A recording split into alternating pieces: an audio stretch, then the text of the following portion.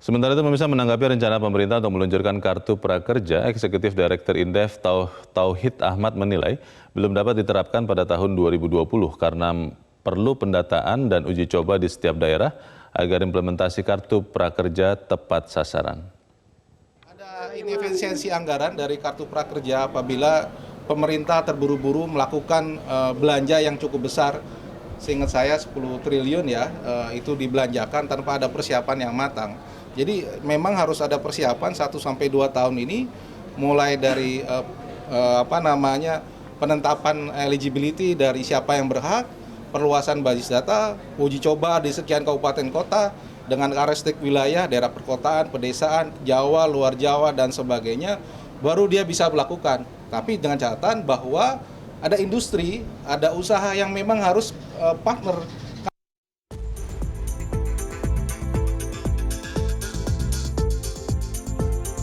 Isu tingginya angka pengangguran masih menjadi salah satu masalah yang ingin segera diselesaikan pemerintah. Salah satunya melalui peningkatan kualitas sumber daya manusia, melalui pendidikan vokasi dan peningkatan skill angkatan kerja.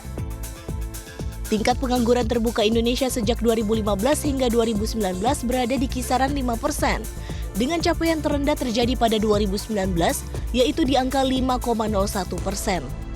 Tingkat pengangguran terbuka atau TPT ini merupakan perbandingan antara jumlah pengangguran dengan total angkatan kerja.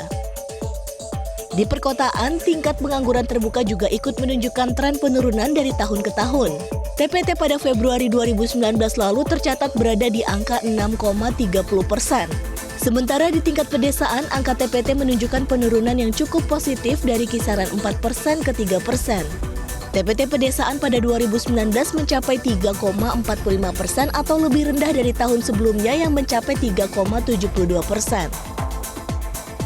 Jika dibandingkan antara pedesaan dan perkotaan, maka akan terlihat tingkat pengangguran terbuka di daerah perkotaan jauh lebih tinggi dibandingkan pedesaan. Jika dijabarkan berdasarkan tingkat pengangguran terbuka menurut jenjang pendidikan, maka TPT paling tinggi terjadi di jenjang pendidikan sekolah menengah kejuruan atau SMK. Sementara TPT terendah berada di jenjang pendidikan SD ke bawah. Berdasarkan daerah, Bali memiliki total TPT yang jauh lebih rendah dibandingkan rata-rata nasional, yaitu sebesar 1,19%. Sementara Jawa Barat memiliki tingkat pengangguran terbuka yang paling tinggi dari seluruh wilayah Indonesia, yaitu sebesar 7,73%. Tingkat partisipasi angkatan kerja pada 2019 juga mengalami peningkatan menjadi 69,32%. Jumlah partisipasi angkatan kerja ini mencapai 136,18 juta orang. Namun jika dibagi berdasarkan jenis kelamin angkatan kerja, maka masih akan terlihat ketimpangan antara angkatan kerja laki-laki dan perempuan. Angka partisipasi angkatan kerja laki-laki mencapai 83,18%. Sementara perempuan hanya mencapai 55,50%. Pada 2019, jenis pekerjaan yang paling banyak menyerap tenaga kerja berada di sektor pertanian, yaitu sebesar 29,46%. Sektor perdagangan berada di urutan kedua, diikuti oleh industri pengolahan serta akomodasi dan makanan minuman. Di periode kedua pemerintahan Presiden Joko Widodo, pemerintah berencana untuk mengeluarkan kartu prakerja.